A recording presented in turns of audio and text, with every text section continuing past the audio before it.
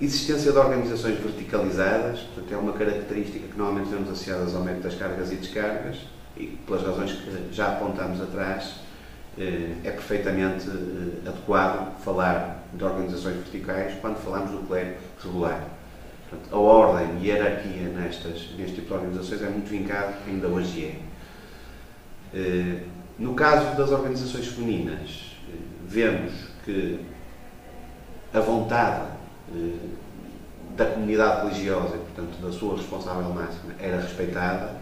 No entanto, no mundo tipicamente machista, como era o da altura, existiam oficiais masculinos responsáveis pelo acompanhamento destas mesmas oficiais, que tinham que fazer o difícil equilíbrio de respeitar a vontade de uma comunidade, mas impor a sua forma de trabalhar. Rastreabilidade de todas as operações, aplicável igualmente no caso das congregações religiosas regulares. Explicar-vos que a existência de recibos torna-se mais fácil, evidentemente, quando as pessoas sabem ler ou escrever. Não tem necessariamente que ser assim. Há recibos de vários tipos, com bocados de madeira ou de osso, desde muito mais cedo que a Idade Média que estamos aqui a falar, como o gênese dos mosteiros, embora a gente esteja a falar do século XVIII ou século XIX, um momento bastante posterior. Mas a verdade é que, ao folhear os arquivos destas organizações, saltam-nos imensos recibos, prova de que aquele preceito de quem recebe alguma coisa tem que passar recibo a quem fica descarregado daquilo que entregou, era efetivamente posto em prática. Trabalho contabilístico dividido por várias pessoas é também uma das características típicas do método, que aliás torna o método das cargas e descargas bastante barato, porque não existe contabilistas especialmente formados. É alguma coisa tão natural, o registro daquilo que se recebe, daquilo que se entrega, que pode ser disseminado na organização e acompanhar as pessoas no exercício das suas funções, e era o caso destas organizações do clero regular. Livros de contas com formato pré-determinado. Isto é uma das consequências de falhas que o método foi tendo neste tipo de organizações. Tipicamente, as suas definições, as suas regras internas, as recomendações das suas auditorias vão no sentido de haverem livros com formato perfeitamente standard, o que também facilitava que, por exemplo, os tais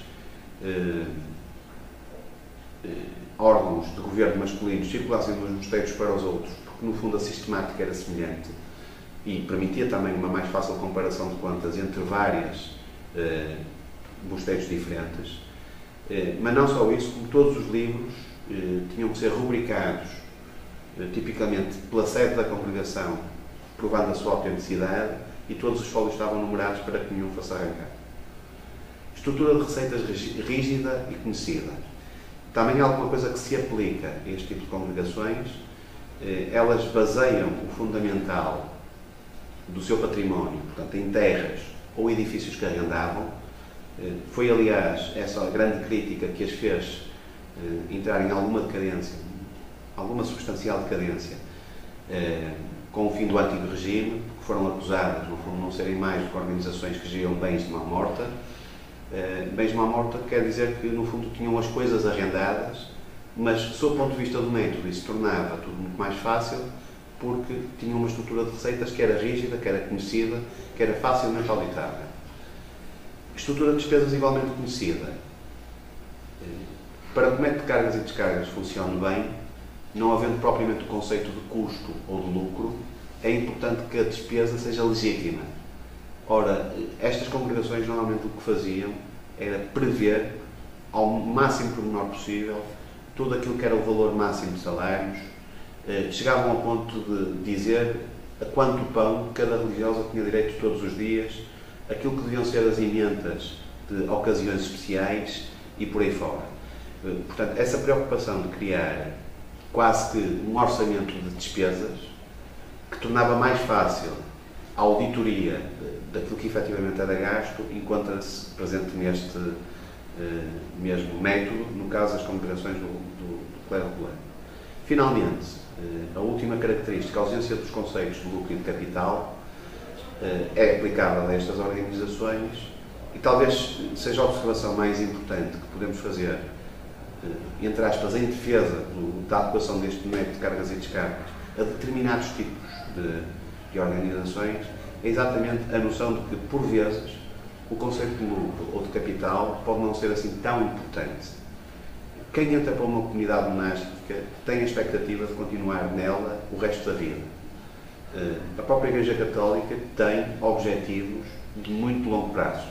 E tanto assim é que realmente vemos muitos destes mosteiros sobreviverem por muitíssimos séculos. Neste contexto, não faz muito sentido falarmos de distribuição de dividendos, porque no fundo não interessa tanto essa questão, interessa muito mais a quem está na comunidade a questão de saber se daqui a 10 anos ela continua a existir.